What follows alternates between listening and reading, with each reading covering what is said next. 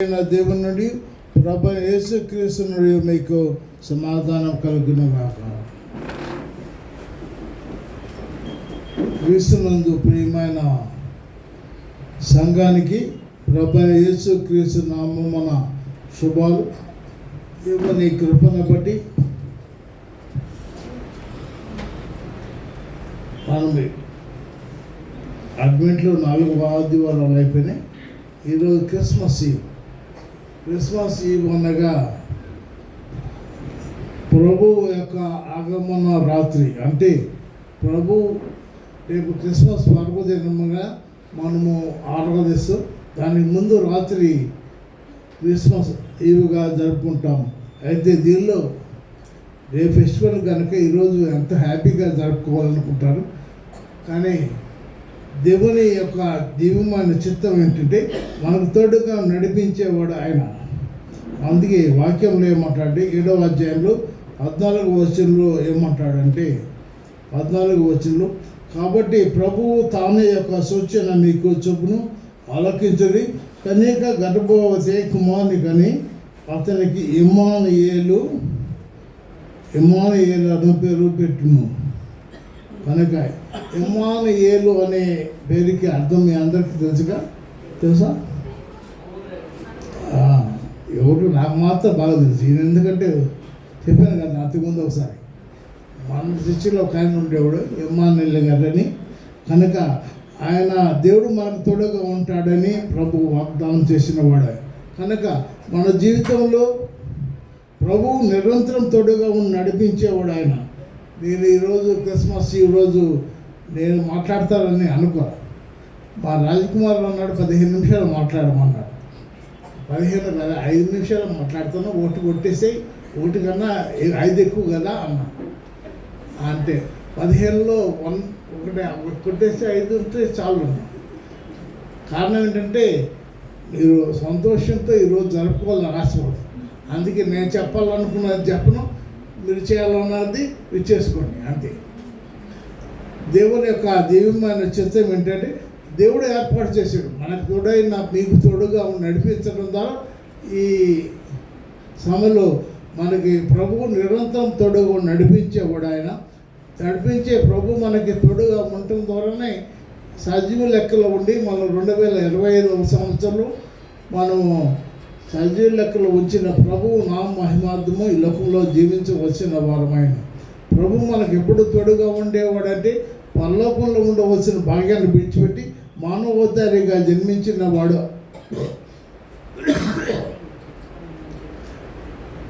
మీకు బాగున్నా బాగుపోయినా మాకు కూడా బాగలేదు. మీ అందరికీ బాగుంటుంది అనుకుంటున్నా. నేను ఎవరు కాపు రాలేదు కాబట్టి మాకు కాపు ఉన్నది. మెయిన్ పాస్టర్ గారికి అయితే కాపు జ్వరం కూడా ఉంది ఆయనకి. మనకి దేవుని కృపను బట్టి ఈ దినమున మనం నిరంతరం తోడుగా నడిపించే ప్రభు మనకి క్షేమాన్ని ఇచ్చేవాడు ఆయన. కనుక మనల్ని నిరంతరం తోడుగా నడిపించే ప్రభు మనకి ఇమ్మానుయేలు ప్రభుగా వస్తారు. ఆయన కోసం ఎదురు చూశారు అనేక మంది కన్యకలు. నా గర్భం మందు జన్మిస్తే బాగుంటుందని తలంచారు, ఎదురు చూశారు. అయితే మెస్సియా ఆయన వచ్చినప్పుడు ఎవరు కూడా ఆయన గుర్తించలేదు. అందుకే ఇమ్మానుయేలు అన్న పేరుకు భాషాంతరమున దేవుడు మనకు తోడై ఉన్నాడు అని. కనుక దేవుడు మనకు తోడుగా ఉండాలంటే వాక్యమైన దేవుడు. అందుకే యోహాను సువార్త 1వ అధ్యాయంలో ఆది అందు వాక్యం ఉన్న వాక్యము దేవుని యొద్ద ఉన్న వాక్యము దేవుడై ఉండెను అన్న. కనుక అది చీకట్లో సంచరించిన వెలుగుని ఎవరు గ్రహించలేకపోతున్నారు. కారణం ఏంటంటే ఆయన నేను వెలుగైనానని తెలియజేసినాడు. ఆయన వాక్యము వెలుగైనది. మనల్ని వెలిగించడానికి పల్లకంలో వసిన భాగ్యాన్ని విడిచిపెట్టి వచ్చిన వాడు ఆయన.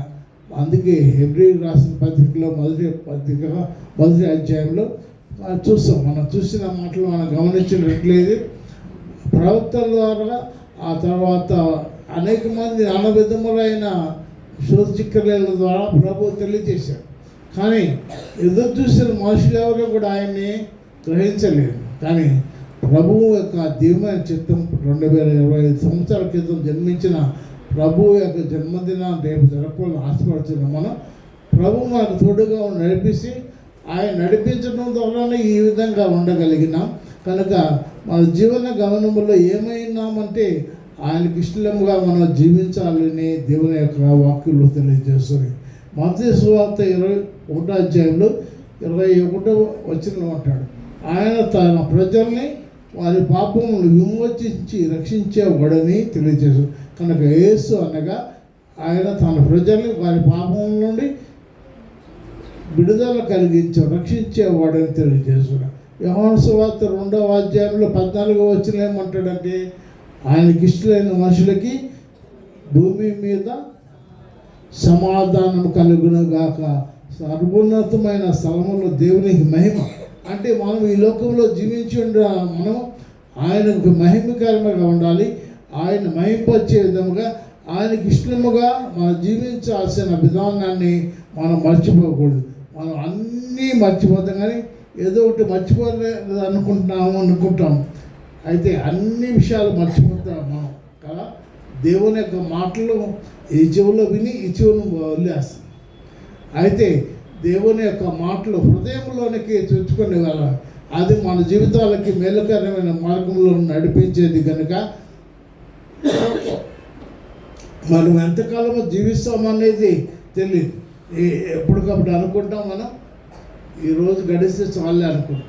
అంటే మీరు అనుకుంటారో లేదు, కానీ చాలామంది అనుకుంటాం, నేను కూడా అనుకుంటాను. కనుక ఈరోజు అయితే బాగుండలే అనుకుంటాం. కానీ దేవుని చిత్తము మనల్ని ఎప్పుడు పిలుస్తాడో తెలియదు. ప్రభు 2000 సంవత్సరాలు ఎప్పుడో వస్తానన్న ప్రభు వస్తాడు. ఆయన తిరిగి మరలా రాయన్నాడు. కనుక అడ్వెంట్ కాలంలో అంటే క్రిస్మస్ ఈవ్ సందర్భంగా ఆయన రాకడ కొరకు మనం సిద్ధపడగలిగి జీవించినట్లయితే మేలుకరం అని తెలియజేస్తాడు. కనుక మన జీవితాలకు మేలుకరమైన మార్గం నడిపించి ప్రభు మనకు నిరంతరము తోడుగా నడిపించు. ఆయన నడిపింపులో మనకి నిత్యం మేలుకరముగా ఉంటుంది. ఎంత మేలుకరముగా ఉంటుందంటే మన జీవితాలకి ఎంత మేలుకరమో ఆయన మార్గం నడిపించి ప్రభు మనకు తోడుగా. ఎవరన్నా ఉంటే నువ్వు తోడలేదు నేను ఎక్కడికి వెళ్ళానండి అంటాం. కారణం ఎవరన్నా తోడుంటే బాగుండని కోరుకుంటాం. కానీ ప్రభువే మనతో తోడుగా నడిపిస్తానంటే మనకేమిటి భయం?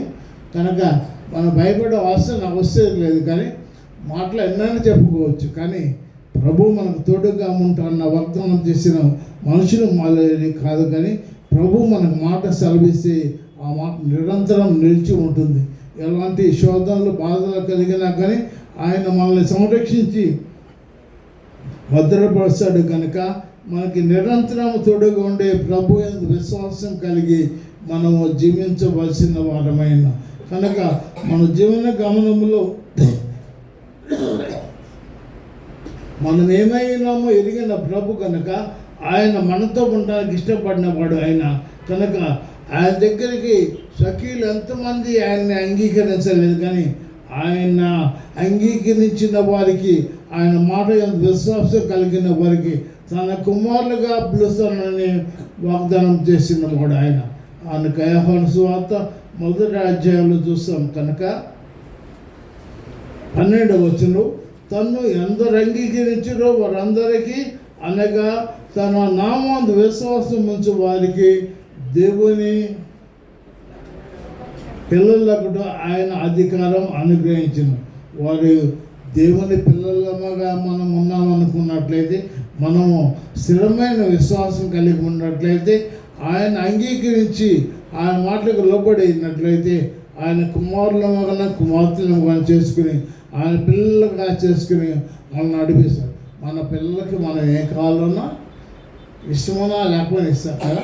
కానీ మన పరమ ప్రభు అయిన ప్రభు నిరంతరం మన తోడుగా నడిపించడమే కాకుండా తన నమ్మి కలిగి ఏది అడిగినా అడుగుని నీకు ఇవ్వబడిన అన్నాడు. కనుక అడిగినవని పొందగలం. అయితే అడిగిందంటే ఏది పడితే అది అడిగితే అందుకే అంటాడు, ఆయనకి ఇష్టమైనది ఏమిటో తెలుసుకుని మనం అడగ. దేవుని యొక్క సహవాసంలో సాధ్యం అవుతుంది. కనుక ఆయన సహవాసం లేకుండా, ఆయన చిత్తం ఏంటో తెలుసుకోకుండా నీవు ఆయన అడగలేవు. ఆయన చిత్తాన్ని ఎరిగి ఉంటే మేలుకరం. కనుక ఆయన చిత్తము ప్రకారం మనం ముందుకు కొనసాగాలనే దేవుని యొక్క మాట తెలియజేస్తుంది. కనుక ఈ దినమున యోహాను సువార్త 8వ అధ్యాయంలో ఏమంటాడంటే ఆయన 8వ అధ్యాయంలో 12వ వచనంలో ఏమంటాడంటే నేను జీవపు వెలుగున్నాను తెలియజేస్తున్నాను. అంటే ఆయన జీవపు వెలుగు అన్నాడు. నన్ను వెంబడించి వాడు చీకటిలో నవ్వుక జీవపు వెలుగు కలిగి ఉంటాడని తెలియజేస్తున్నాడు. కనుక ఈ దినమున మనము చీకటిలో నుండి మరణాంధకరమైన పరిస్థితుల్లోంచి మనం తప్పించి నడిపించే ప్రభు మనకి జీవము కలిగిన వాడు కనుక ఆయన నుండి నడుచుకోవడం మనకి మేలుకరమని వాక్యంలో తెలియజేస్తున్నాం. కనుక ఇది క్రిస్మస్ ఈవ్ సందర్భంగా క్రీస్తు ఆగమన వస్తున్నప్పుడు ప్రభువు ఎప్పుడు వస్తాడో తెలియదు. రెండవ రాకడ ఉన్నదని చూస్తున్నాం. అయితే ఎప్పుడు వస్తుందో తెలియదు కనుక మనం సంసిద్ధత కలిగి ఉండటం అనేది మనకి మేలుకరమని తెలియజేస్తున్నాడు. కనుక ప్రభు రాకడ ఎప్పుడో తెలియదు కనుక మన జీవన కాలం ఎంతవరకు తెలియదు కనుక మన ప్రాణం ఎప్పుడు పోతుందో తెలియదు కనుక ప్రభు యొక్క మాటలు నమ్మితే ప్రభు విశ్వాసం కలిగి ఉంటే ఆ రాజ్యంలో తప్పకుండా ఆయన సహవాసంలో బలపడుతూ ఆయన రాజ్యంలో కలిసి చేరగలమనే గొప్ప నిరీక్షణ ఉన్నది. కనుక ఆయన మన నిరంతరం తోడుగా నడిపించే ప్రభు మనకు సమీపంగా ఉండేవాడు కనుక ఎవరన్నా ఏదైనా అవసరమైతే సమీపంగా ఉంటే బాగుండాలని కోరుకుంటాం. కానీ మన ప్రభు నిరంతరం మనకు సమీపంగా ఉండి నడిపించేవాడే కనుక ఆయన మాటలు విని ఆయన సహవాసంలో బలపడడానికి పరిశుద్ధాత్మరైన దేవుడు సాయం చేసి నడిపించిన గాక. సమస్త జ్ఞానం ఉంచిన దేవుని సమాధానం యేసుక్రీస్తు వలన మీ హృదయముల తలంపులకు కావలిండును గాక.